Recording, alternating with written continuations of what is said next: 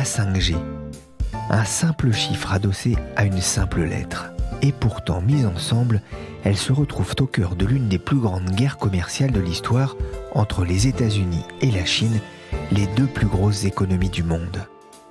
Je suis Pierrick Fay, vous écoutez La Story, le podcast d'actualité des Échos, et je vais vous expliquer pourquoi la 5G, c'est bien plus qu'un problème de téléphone.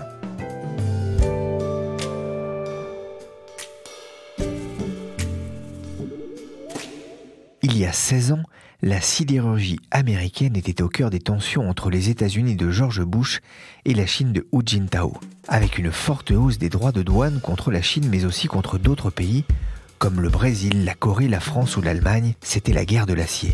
Aujourd'hui, le monde a changé. S'il a toujours été question de l'acier dans la guerre commerciale engagée par Donald Trump contre la Chine, le cœur de la crise est ailleurs. C'est la future domination technologique qui se joue entre les deux pays.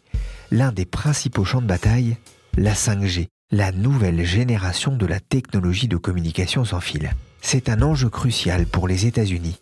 Il y a quelques semaines, Donald Trump l'avait rappelé dans un tweet dont lui seul a le secret.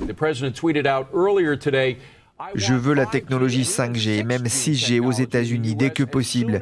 Il est beaucoup plus puissant, plus rapide et plus intelligent que la norme actuelle. Il n'y a aucune raison d'être à la traîne sur le sujet.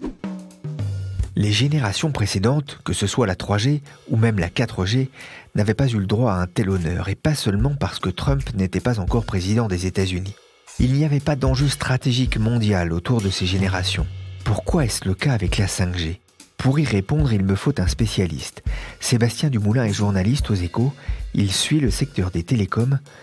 Alors Sébastien, la 5G, qu'est-ce qu'elle a de plus ? En fait, ce qui est un petit peu trompeur, il y a plusieurs spécialistes des télécoms qui sont un petit peu déçus finalement qu'on appelle ça la 5G parce qu'ils disent que ça ne reflète pas la réalité. C'est-à-dire qu'on a l'impression que c'est juste une amélioration de la 4G, comme la 4G était une amélioration de la 3G, alors que c'est vraiment quelque chose d'assez radicalement différent et c'est pas la 4G plus 1. On peut parler de révolution 5G ? En tout cas, les industriels sont persuadés, eux, qu'il y aura une révolution 5G parce que les caractéristiques en fait, de ce nouveau réseau mobile en font quelque chose de très différent de ce qu'on connaît aujourd'hui. Alors, les générations précédentes, c'était déjà des évolutions importantes. La 2G, c'était l'arrivée du mobile dans nos vies. La 3G, c'était l'arrivée des données. C'était la possibilité d'accéder à Internet sur nos téléphones. La 4G, c'était une vraie accélération qui permettait notamment de faire de la vidéo, fluidifier énormément nos échanges. La 5G, c'est très différent parce que ce n'est pas juste une accélération. C'est-à-dire que, évidemment, vous allez pouvoir télécharger beaucoup plus rapidement, échanger des vidéos en temps réel, etc. Des choses qu'on a peut-être un petit peu de mal aujourd'hui à faire avec la 4G. Mais est-ce que vous avez vraiment besoin de télécharger toute une saison de Netflix en un claquement de doigts ? C'est pas forcément un objectif en soi, et en tout cas, c'est pas quelque chose pour lequel vous seriez prêt à payer démesurément plus. C'est pas quelque chose qui justifierait pour les opérateurs d'investir des milliards dans de nouvelles antennes, de nouvelles fréquences, etc. En fait, ce que va changer la 5G, c'est que l'architecture du réseau est très différente et que, en plus de permettre des débits beaucoup plus conséquents, elle va avoir deux autres améliorations sensibles. La première, c'est qu'elle va permettre de connecter des milliers, voire même des millions d'objets par kilomètre carré, et que ça, pour tout un tas d'usages, et notamment de remontée de données de capteurs, c'est extrêmement intéressant. C'est des choses qu'on ne sait pas faire aujourd'hui sur les réseaux existants 3G, 4G. Et puis le deuxième, qui est vraiment crucial, c'est la latence du réseau. Alors c'est un terme un peu technique, mais qui correspond finalement au temps de réponse entre le moment où vous envoyez un message au réseau et le moment où vous en recevez un. Aujourd'hui, c'est de l'ordre de la dizaine de millisecondes ou quelques dizaines de millisecondes. Ça peut paraître quasiment instantané, mais ça ne l'est pas. Et là, l'architecture va permettre de faire descendre cette latence de l'ordre de la milliseconde. Et ça, c'est de l'instantanéité, en fait. Et ça va permettre énormément d'usages industriels critiques qu'aujourd'hui, on ne peut pas se permettre. Oui, l'enjeu est aussi industriel. Bruno Le Maire, le ministre de l'économie et des finances, interpellait il y a quelques semaines les sénateurs. On a retrouvé le passage sur Public Sénat. Il y a toujours sur la protection un deuxième défi qui va faire l'objet d'un débat d'ici quelques heures ici au Sénat. C'est la question du déploiement de la 5G. Et j'appelle vraiment votre vigilance sur ce sujet-là parce que pour le développement industriel de notre pays, c'est absolument stratégique. C'est avec la 5G que vous pourrez avoir la transmission de données qui feront la qualité des véhicules autonomes de demain. Donc c'est une décision absolument stratégique. C'est vrai, Sébastien, sans 5G, il n'y aura pas de voiture autonome de qualité ? En tout cas, il n'y aura pas de voiture complètement autonome sans la 5G. Nombre d'industriels en sont persuadés. Aujourd'hui, vous avez la possibilité de faire dialoguer les véhicules entre eux, de les faire se repérer par rapport à la route, par rapport au GPS, etc. Et c'est des choses qui peuvent déjà leur permettre d'atteindre un certain degré d'autonomie. Mais il y a pas mal de situations où ça suffira pas. Moi, je me souviens d'avoir visité, par exemple, les locaux de Nokia, qui est un des industriels qui fabrique les antennes qui serviront pour la 5G et qui présentait pas mal de cas d'utilisation future. Et vous voyez, par exemple, une voiture qui débouche dans une avenue et il y a une autre voiture qui arrive par la droite par une route perpendiculaire. Mais finalement, les deux voitures ne sont pas en ligne de vue, donc il n'y a finalement aucune façon pour elles de se rendre compte que la collision est inévitable. Et là, en passant par le réseau 5G et sa capacité de réagir à la milliseconde près, les deux voitures sont capables de se rendre compte qu'il va y avoir une collision et donc de réagir en conséquence. Et donc de freiner. Exactement. Et derrière, il y a un autre domaine très important, c'est la gestion des données, ce qu'on appelle le big data. Il y a beaucoup de richesses potentielles dans le développement et la gestion de ces milliards de données. Il y a énormément de gains à espérer. C'est ce qui fait dire que la 5G, ce n'est pas vraiment un enjeu pour le consommateur. La 5G, c'est un enjeu pour l'industrie, c'est un enjeu pour les hôpitaux, pour les ports, pour les autoroutes, pour les usines. Parce qu'en fait, vous allez pouvoir avoir des flottes de robots que vous pourrez déplacer dans l'usine puisqu'ils seront plus connectés à des câbles. Tout sera géré par des réseaux radio qui seront extrêmement sécurisés et qui seront extrêmement réactifs.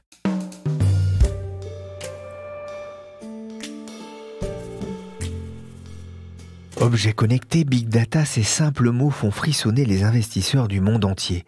On comprend donc pourquoi c'est un enjeu économique.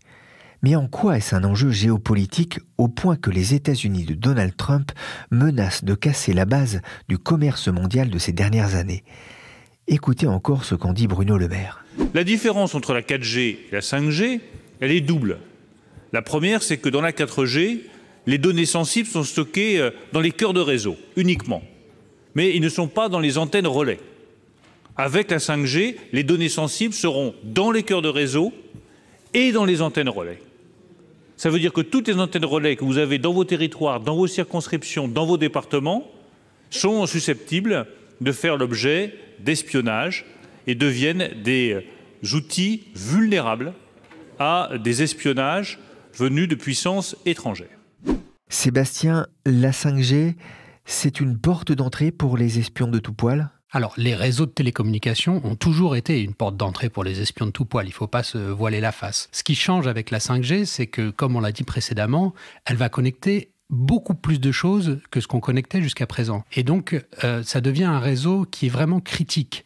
C'est-à-dire que, bien sûr, il serait très dommageable aujourd'hui qu'on écoute nos conversations ou qu'on pirate nos téléphones. Mais demain, si ces réseaux 5G connectent nos armées, connectent nos usines, connectent nos ports, nos autoroutes, ça devient beaucoup plus problématique, pas seulement parce que des acteurs mal intentionnés auraient la possibilité de les écouter, mais parce qu'ils auraient aussi peut-être la possibilité de les perturber, voire de les arrêter, ce qui est quand même un problème à prendre en considération. J'ai rencontré un membre du département d'État américain qui est chargé par l'administration de porter la bonne parole de l'administration Trump un peu partout à l'étranger sur ce sujet, parce qu'ils sont très inquiets que la participation de certains acteurs, et notamment certains acteurs chinois, pose de graves problèmes à l'avenir.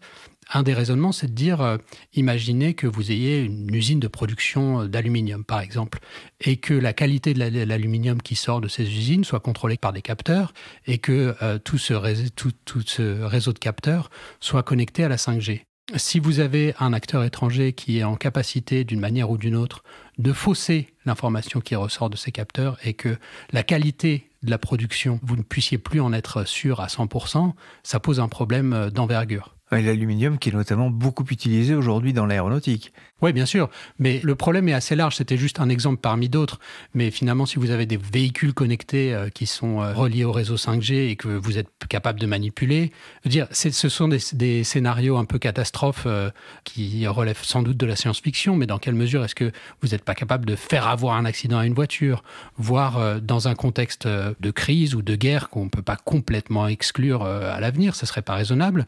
S'il y a un acteur étranger qui contrôle votre réseau et que ce réseau permet à vos autoroutes et vos usines de fonctionner, s'il appuie sur un gros bouton arrêt qu'il est capable de mettre en panne le réseau, c'est vraisemblablement un avantage déterminant dans un conflit. Alors, ce gros bouton rouge n'existe vraisemblablement pas, mais la simple possibilité qu'un acteur soit en mesure de faire ce genre de choses vous met dans une position de faiblesse.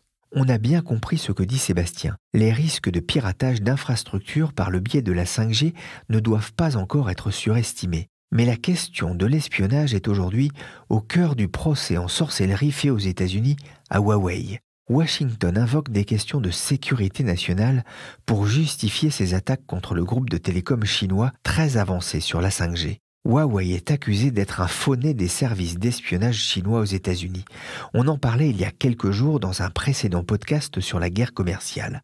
Si aucune preuve n'a été rendue publique, mais en existe-t-il, les malheurs de Huawei aux États-Unis témoignent bien de la sensibilité des autorités à cette question de la sécurité des équipements télécoms face au risque d'espionnage. Les Britanniques ont aussi récemment estimé que Huawei présentait un risque. Et Donald Trump essaie d'intégrer les Européens dans sa croisade. Oui, bien sûr, il y a un espèce de grand conflit géopolitique qui oppose aujourd'hui la Chine et les États-Unis. Les États-Unis font valoir que le système réglementaire et légal qui existe aujourd'hui en Chine ne permet pas de faire confiance aux entreprises chinoises pour construire des réseaux de télécommunications critiques, que ce soit aux États-Unis, mais aussi dans les pays alliés. Et ils essayent par tous les moyens de faire comprendre à leurs partenaires européens qu'il serait bien qu'ils s'alignent sur les États-Unis s'ils veulent continuer à coopérer de la façon dont ils avaient l'habitude de le faire. La 5G en France, c'est pour quand ? La 5G en France, c'est pour très bientôt. Ça commencera vraisemblablement en 2020. Par contre, ça sera très, très progressif. Dans les premiers temps, ça concernera que les centres-villes où les opérateurs ont besoin d'éponger le trafic. C'est-à-dire qu'ils se rendent compte qu'au fur et à mesure que notre consommation de données explose, les réseaux 4G existants commencent à saturer. Et votre expérience 4G aujourd'hui, elle est peut-être un petit peu moins bonne que l'année dernière. Et elle sera peut-être un peu moins bonne que l'année prochaine si tout le monde se met à consommer davantage. Et donc, ils ont besoin absolument de la 5G pour combler ces puits de trafic, mais qui sont très localisés. C'est vrai ça. Et nous, dans l'histoire, les Européens, qu'est-ce qu'on fait ? On a bien compris, l'Europe ne peut pas se permettre d'être hors jeu. Or, début avril, la Corée du Sud a annoncé la commercialisation de ses premières offres de téléphonie 5G, prenant ainsi de vitesse de quelques heures l'américain Verizon. La Chine va investir à elle seule 200 milliards de dollars d'ici à 2025 sur la 5G. Pour vous donner une idée, c'est plus du quart du budget de l'État français en 2018. La valeur ajoutée générée par la 5G pourrait approcher les 500 milliards de dollars sur la période, selon un think tank local. On est en retard, mais est-ce trop tard ? C'est la question que j'ai posée par téléphone à Jean-Luc Lémens. Il travaille pour le think tank IDAT à Montpellier comme directeur du pôle médias et télécom. En termes de rayonnement international, alors que l'Europe dispose de deux des principaux fournisseurs d'équipements, à savoir Nokia et Ericsson, c'est quand même étonnant que l'Europe n'ait pas encore lancé ses réseaux 5G. Est-ce que c'est rédhibitoire d'un point de vue du consommateur final ? Sans doute pas. Par contre, par rapport au développement des services pour les entreprises, on peut raisonnablement se poser la question. On voit bien qu'aux États-Unis, les géants du net, des Google, des Facebook et autres se sont développés grâce à des infrastructures qui avaient été très largement déployées aux États-Unis. À partir du moment où vous n'avez pas l'infrastructure qui est mise en place, les grandes entreprises, les nouveaux services qui vont être lancés, forcément se développeront et seront lancés dans d'autres zones du monde. Et donc, clairement, nos entreprises auront un retard par rapport à ce qui peut déjà se faire en Corée du Sud ou aux États-Unis. Aujourd'hui, ce qu'il faut faire, c'est effectivement de permettre aux opérateurs d'obtenir des fréquences le plus rapidement possible. Ça, c'est le premier point. Le deuxième point, c'est la question de l'investissement. C'est que les opérateurs aient les moyens d'investir dans ces fameux réseaux 5G qui, je le rappelle, sont quand même très coûteux à déployer. Alors, là encore, au-delà des problématiques réglementaires, cette problématique de l'investissement, c'est un vrai enjeu pour l'Europe. On voit bien que les modèles d'investissement entre les grandes zones du monde, à savoir les États-Unis, l'Europe et l'Asie, ne sont pas du tout les mêmes.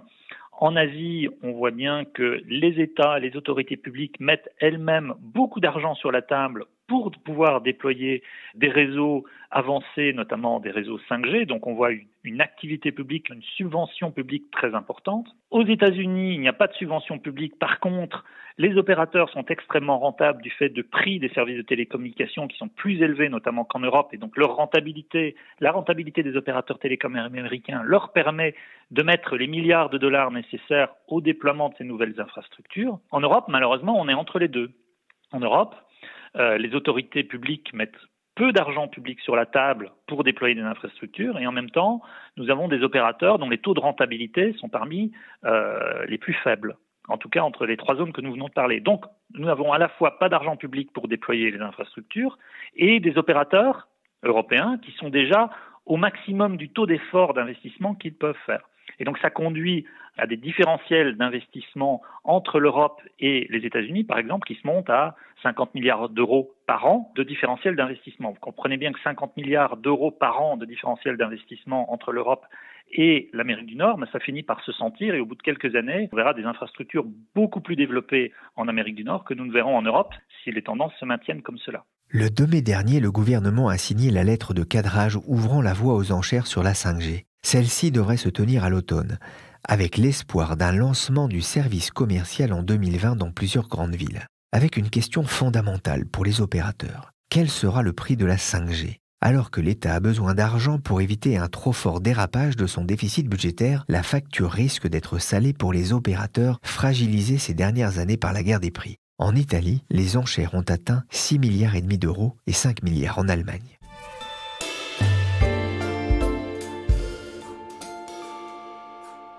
Merci Sébastien Dumoulin des Échos et merci Jean-Luc Lémens du think tank IDAT pour cette plongée dans le réseau 5G.